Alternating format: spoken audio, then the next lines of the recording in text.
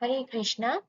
आज हम बात करेंगे एड्जॉर्प्शन एंड देयर टाइप, जिसमें हम फिजिकल एड्जॉर्प्शन और केमिकल एड्जॉर्प्शन का डिफरेंशिएशन देखेंगे।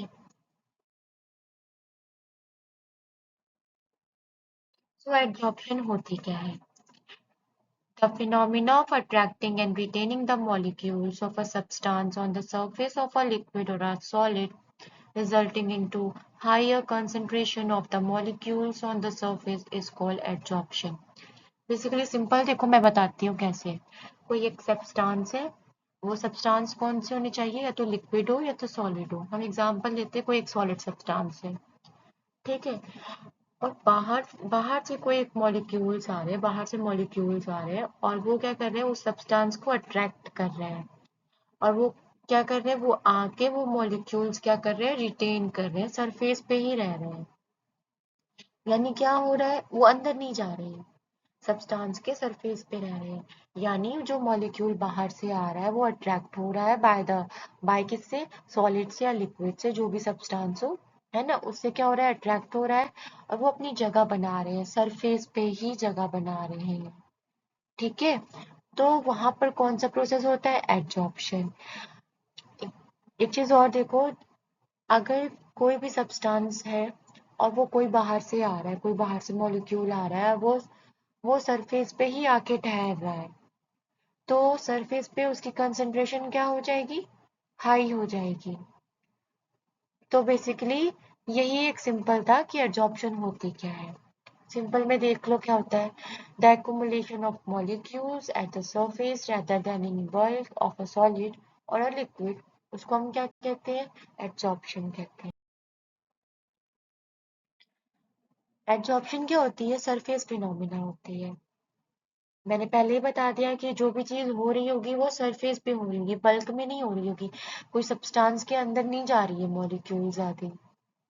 ज्यादा कंसंट्रेशन कहाँ पर है? सरफेस पे हो रही है। तो कौन सी फिनोमिना हो रही है?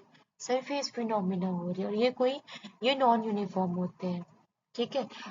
एग्जाम्पल के तौर पे देखो, ये मान लो कोई सब्सटेंस है, सॉलिड सब्सटेंस है, कोई बाहर से मॉलिक्यूल आ रहा है, ठीक है। वो अट्रैक्ट कर रहा है और वो अपनी जगह बना रहा है सरफेस पे कि वो ठहर सके, और वो सरफेस पे ही रह रहा है। तो वहां पर कौन सा प्रोसेस हो रहा है? एडजॉर्प्शन। अब देखो, कोई बाहर से मॉलिक्यूल आया, सरफेस पे आके बैठ गया, तो ये क्या हो गया? Surface phenomena. और कौन सा प्रोसेस हो रहा है? एडजॉर्प्शन हो रही है। अब एड्सॉर्बेट और एड्सॉर्बेंट के बारे में बात करेंगे। एड्सॉर्बेट होते क्या है? The component which is adsorb, solid, liquid और गैस इसके एग्जाम्पल है। देखो, बाहर से जो मॉलिक्यूल्स आ रही थी, ठीक है, जो आके ठहर रही थी, तो कौन जो बाहर से मॉलिक्यूल आ रही थी, उसको हम क्या कहेंगे?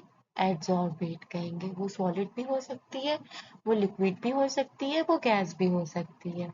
और एड्सॉर्प्शन, एड्सॉर्बेंट होती क्या है? जो सरफेस यूज होती है एड्सॉर्प्शन प्रोसेस के लिए। यानी हम उसमें एग्जांपल ले रहे थे कि वो सॉलिड का है, सब्सटेंस है, तो जो सॉलिड की सरफेस है वो क्या कहलाएगी?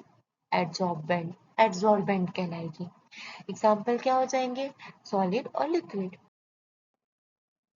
अब on the basis of interaction between adsorbate and adsorbent, we have two types of adsorption. एक होती है फिजिकल एड्सॉर्प्शन और एक होती है केमिकल।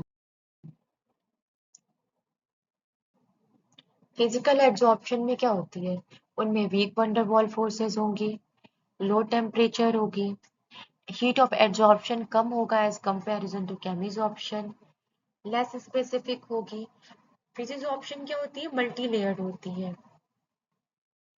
और इसमें कोई एक्टिवेशन एनर्जी की नीड नहीं होती है।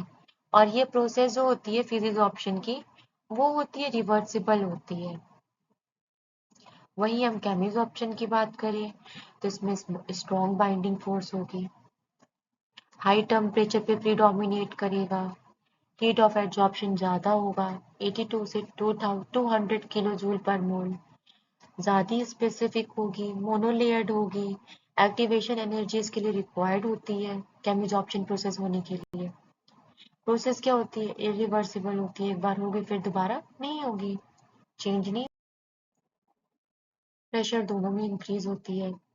रिलेशन विद टेम्परेचर देख लो, this type of adsorption decrease with increase in temperature, ये फिजिक्स ऑप्शन का है। और केमिज ऑप्शन में क्या होता है, जब वो इंक्रीज करता है, जब टेम्परेचर इंक्रीज करती है। ठीक है, तो थैंक यू।